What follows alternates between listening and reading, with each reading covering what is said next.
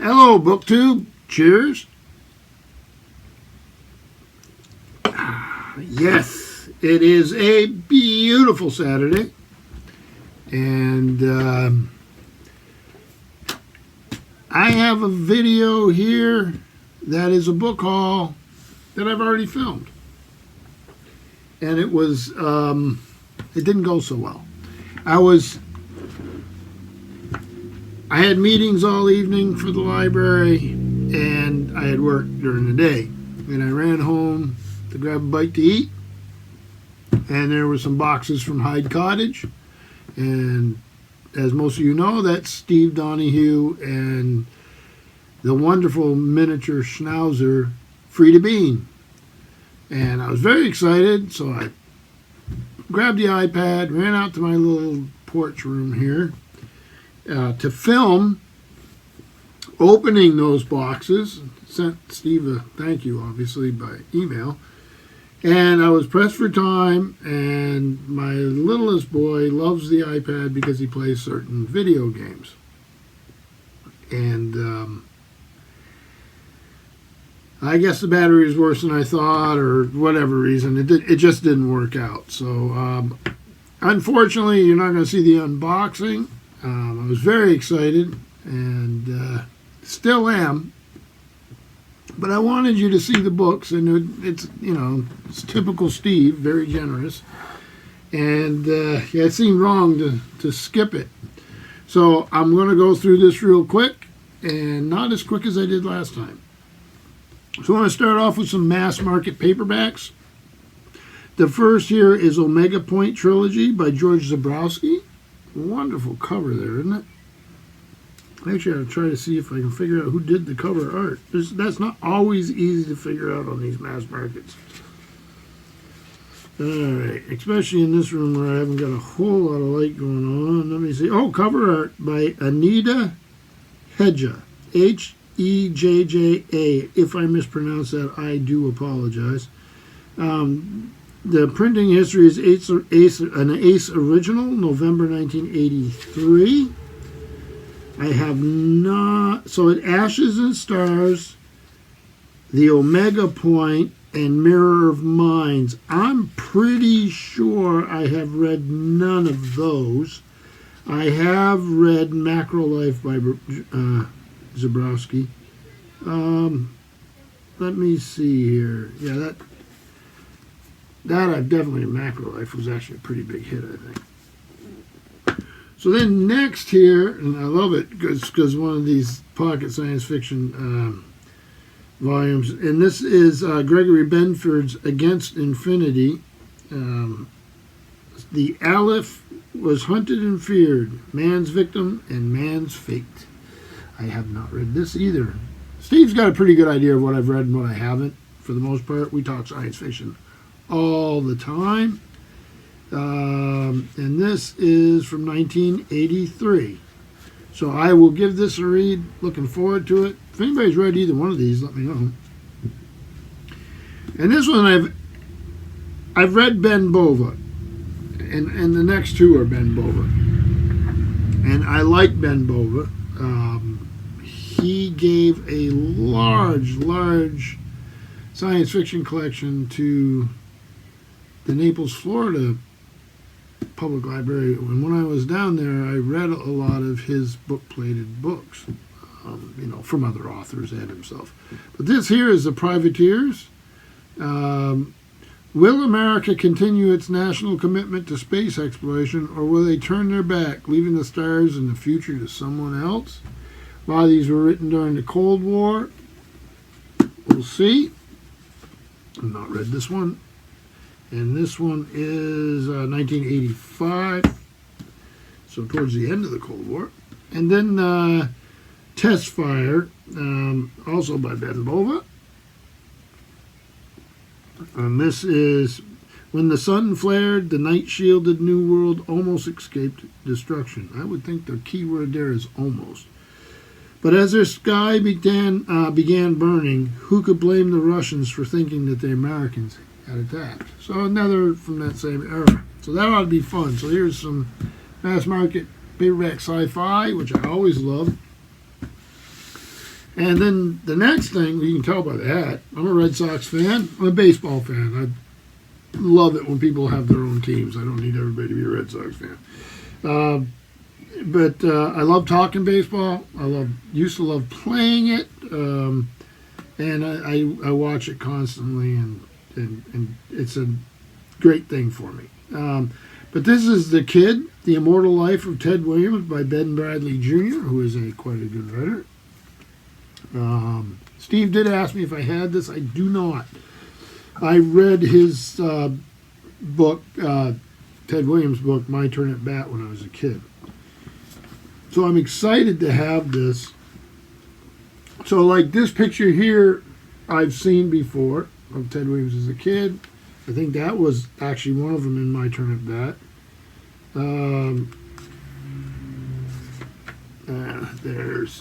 So I've seen some of the pictures and others I have not. Ted Williams is in the Baseball Hall of Fame, obviously. And he also is in the National Fishing Hall of Fame. He was an outdoorsman for sure. Here he is with JFK. So I'm really excited to read this. I don't know. It didn't get by me. I got it from my public library where I work, but I just never read it. I don't know what happened. So then, I've been trying to collect Samuel Elliott Morrison's History of the United States Naval Operations in World War II. That's the name of the series I'm looking at right here. I am currently just about finished with Volume 3, which is titled, because they're all in the back here, The Rising Sun in the Pacific, 1931 to April 42, What Actually Happened at Pearl Harbor and Its Aftermath. So I'm down to the last chapter on that. It's up by my bedstand, and I just read it at night. And absolutely loving it. I think Samuel Elliott Morrison was a master of narrative history, and he was an official historian during World War II, was an admiral, traveled and had access during the war, and probably saw quite a bit of stuff. So Steve knew I was reading it, and I wanted to collect the set. So he sent me quite a few. So I have Volume 3 and I have Volume 5. So he decided to fill it in a bit for me, and he did quite a good job. How many volumes are there? If you count the supplement and general index, which you would, it's 15 volumes. So I had 2 of the 15. And Steve fixed a bunch of that up. So first he sent me Volume 1, The Battle of the Atlantic, 1939 to 1943. These wonderful Castle Books hardbacks. Just give you a page to give you a feel for the book. And I just went right by one. Here we go. There, you see some war images. Here's some more. Those are easy to find now, but usually they have tons and tons of maps. So it's like this. Lots of footnotes telling you where everything came from. So you can see on each of these 2 pages where he got his information. He had access to everything. So there's number 1. Here is, so I don't have 2. I have 3 that I'm reading now, and here is, make sure I got these in the right order. Well, I think I do. So here is 6, Breaking the Bismarck's Barrier, 22 July 1942 to 1 May 44. Absolutely gorgeous. These things are fantastic. Here, I'll hold this up. If you want to stop the video, you could actually read that, I think, if you wanted to get a list. These are worth reading, and if you like World War II, it says somebody dropped a little, maybe it's his Yankee annotator guy. I forgot what he called him. What is this? No, this is here, I'm going to get this up. This is actually pretty cool. Leatherneck. Okay, so there's a related article. So I wonder if it's the same guy that Steve keeps getting all this, the tipped in stuff in the books. A Yankee, it's not annotator, I forget what he called him. So, this is Breaking Bismarck's Barrier. This has a picture of Admiral Theodore S. Wilkinson, Commander, Amphibious Force, South Pacific, and the front of this page. They're always set up like this. I'll just try to drop this thing out already. I actually will keep that little tip in right in the book. So there's some detailed maps. Put that back in there. That's the second one. The next one he got me was volume 9. Sicily, Salerno, and Anzio, January 1943 to June 1944.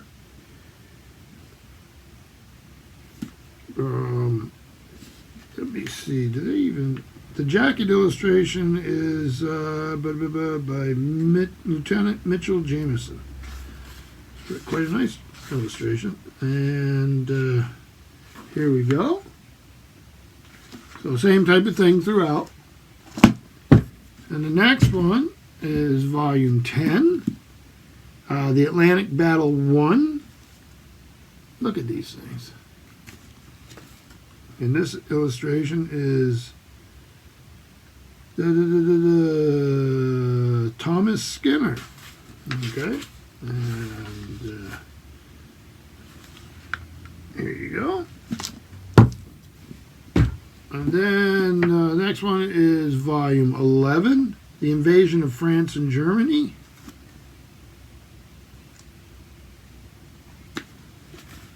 Again with something tipped in. Wow, I wonder if it is part of that.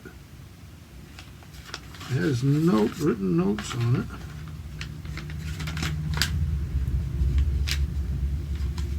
That's what it looks like. I have to read that. And this illustration is Dwight Shepler. And it has Rear Admiral Alan G. Kirk. He was once Captain Kirk. And then we have volume 12, Leyte, June 1944 to January 1945.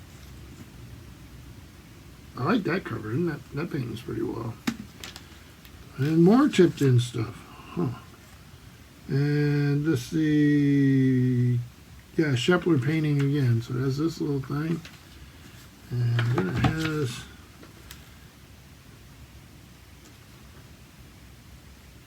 this thing. So somebody was into this. I bet it's his Yankee guy there he keeps talking about. And then finally, Victory in the Pacific, 1945. And this one, the painting is Jameson again. And there's a flag raising on Mount Suribachi, Iwo Jima. Famous enough there. So, yeah. Absolutely wonderful books. So, like, if you took this pile of them here, Steve has added this many to the 2 I already have. There's 15 total. Absolutely true. I never see them here, so there's no way to really do it in person. I'm still... this is one I haven't read, but I had previously. The Guadalcanal one, and then the one upstairs is the one I'm reading. But yeah, I'm always thrilled buying them online. And Steve sees them at the Brattle or wherever he went this time, and he knows the condition. So yeah, I'm thrilled, absolutely thrilled to have them. And then you add that the kid and some mass market science fiction, which is never a bad idea. And it was quite a book haul, and I very much appreciate it. So, hope you're all doing well, and we will see you soon. Thank you, BookTube.